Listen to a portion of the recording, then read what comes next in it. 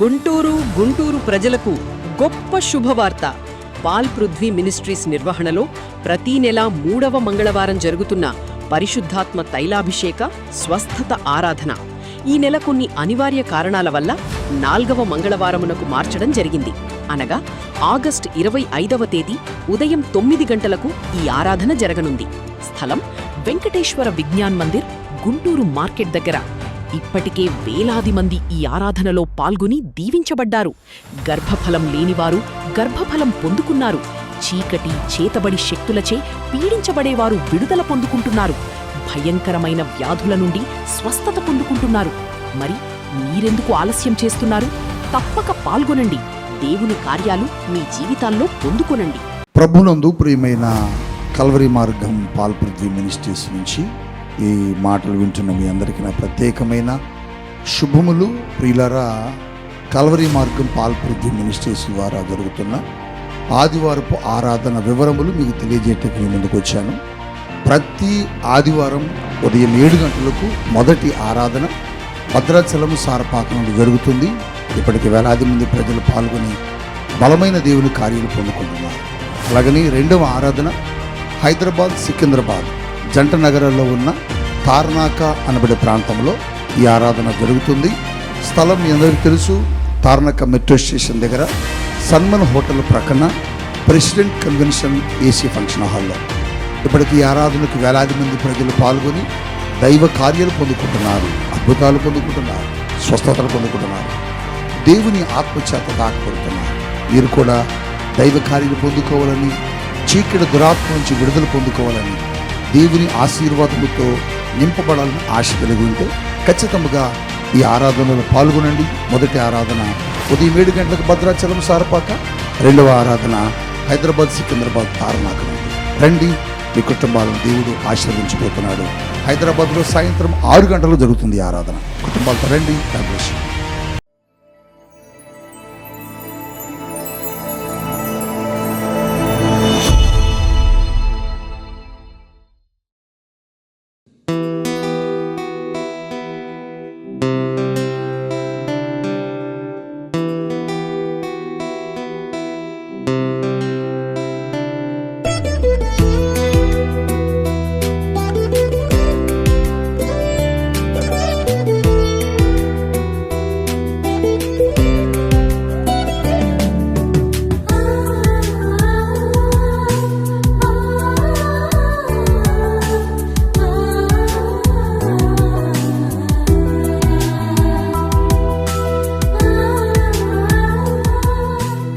Praise the Lord. యేసుతో ప్రతిదినం మన ఆధ్యాత్మిక కార్యక్రమానికి మిమ్మల్ని అందరినీ ప్రేమతో ఆహ్వానిస్తూ మీ అందరికీ నా హృదయపూర్వకంగా తెలియజేస్తున్నాను. దేవుని పిల్లలారా, మరి ఉదయం లేవగానే మరి వాక్యం చదివి ప్రార్థన చేసుకున్నారని నేను నమ్ముతున్నానండి. మరి ప్రతి ఉదయం దేవుని వాగ్దానాలు మన జీవితానికి ఎంతో ఆశీర్వాదకరంగా ఉన్నాయి. మరి ఈ దినం కూడా దేవుడు శ్రేష్టమైన వాగ్దానం ఇచ్చారు. ఆ వాగ్దానం ఏమిటో చదువుకుందామా? కీర్తన గ్రంథము 20వ అధ్యాయము 4వ వచనాన్ని చదువుకుందాం. నీ కోరికను సిద్ధింపచేసి నీ ఆలోచన యావత్తును సఫలపరచునుగాక. ప్రైజ్ ది లార్డ్ అండి. ఎంత శ్రేష్టమైన మాట. మనుషులకు చాలా కోరికలు ఉంటాయి కదా. ప్రతి మానవుడికి కోరికలు ఉంటాయి. కోరికలు లేనివాడు ఎవరు లేరు. దేవుని పిల్లారా, కానీ ఆ కోరికలు నెరవేర్చబడక, ఆ కోరికలు తీరక చాలామంది బాధపడుతూ వేదనతో కృంగిపోయి ఉంటారు.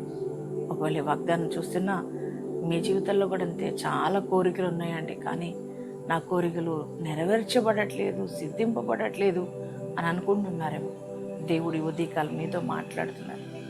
మరి ఆయన అంటున్నారు, నీ కోరికను నేను సిద్ధింపజేస్తానని ప్రభు అంటున్నారు.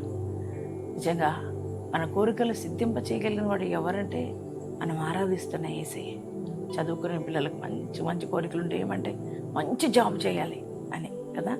అలాగే ప్రతి ఒక్క మనిషికి నాకు మంచి భార్య రావాలి, మంచి భర్త రావాలి అని ప్రతి వారికి ఉంటుంది. చాలా కోరికలు ఉంటాయి. అలాగే మనలాగనే దావీదుకు కూడా కోరిక ఉందంట. ఏమంటే నేను రాజు కల్లుడు అవ్వాలనే కోరిక దావీదు కలిగి ఉన్నప్పుడు దేవుడు దావీదు కోరికను చూసి దావీదును రాజు కల్లుడుగా చేశాడు కదా. ఆయన కోరికను సిద్ధింపజేశాడు దేవుడు. అదే దేవుడు ఈ ఉదయకాలం మీతో కూడా మాట్లాడుతున్నారు. ఆయన పిల్లలం మనం కదా. ఆయన అంటున్నాడు, మీ కోరిక నెరవేరదని అనుకుంటున్నారా? కానీ నేను మీ కోరికను నేను సిద్ధింపచేస్తా. మీ ఆలోచన యావత్తు నేను సఫలపరుస్తా. దేని గురించి ఆలోచన చేస్తున్నారు మీరు? మీ ఆలోచనలు ఏమై ఉన్నాయో అవన్నీ కూడా నేను సఫలపరుస్తానని ప్రభు అంటున్నారు. దేవుని పిల్లలారా, మరి మీరు ఎటువంటి కోరికలు కలిగి ఉన్నారు? దావీదైతే రాజు కల్లుడం అనుకున్నాడు. మరి మీ కోరిక ఏమై ఉన్నది? దేని గురించి మరి కోరిక కలిగి ఉన్నారు? దేవుని చిత్తానుసారమైన కోరికలు మీరు కలిగి ఉన్నట్లయితే దేవుడు ఖచ్చితంగా మీ కోరికలను సిద్ధింపచేస్తున్నాడు. మీ ఆలోచనలన్నీ కూడా ఆయన సఫలం చేస్తున్నాడు. దావీదు కోరికను సిద్ధింపజేసిన దేవుడు మీ కోరికను కూడా నేను సిద్ధింపజేస్తానని ప్రభు మీకు వాగ్దానం ఇస్తున్నాడు. ఈ వాగ్దానాన్ని మీరు రిసీవ్ చేసుకోండి, మీ హృదయంలో నింపుకోండి. ఎంత మంచి వాగ్దానం ఇచ్చినందుకు నీకు వందనాలు యేసయ్యని థ్యాంక్స్ చెప్పండి. యేసయ్యకు ఎంతమంది వాగ్దానం రిసీవ్ చేసుకున్నారు, మీ అందరి జీవితాల్లో ఈ వాగ్దానం నెరవేర్చబడును గాక. మనం అందరం కూడా ప్రార్థన చేసుకుందామండి. Thank you father. పరిశుద్ధ మహోన్నతులకు దేవానికి వందనాలు, స్తుతులు, స్తోత్రాలు చెల్లిస్తున్నామయ్యా. ఈ ఉదయకాలపు వేళ మీరు ఇచ్చిన శ్రేష్టమైన వాగ్దానాన్ని బట్టి నీకు వందనాలు. నీ కోరికలను సిద్ధం చేసి నీ ఆలోచన యావత్తును సఫలపరచదని అన్నావు కదా తండ్రి. అయ్యా అవునయ్యా నాయన, చాలామంది వాగ్దానం అంటున్న బిడ్డలు ప్రభా అయ్యా, వారికున్న కోరికలు నెరవేర్చబడవేమోనని అయ్యా ఒక దిగులుతో ఒక చింతతో ఉన్నారు తండ్రి. కానీ ప్రభా నువ్వు కోరికలు నెరవేర్చగలిగిన వాడు.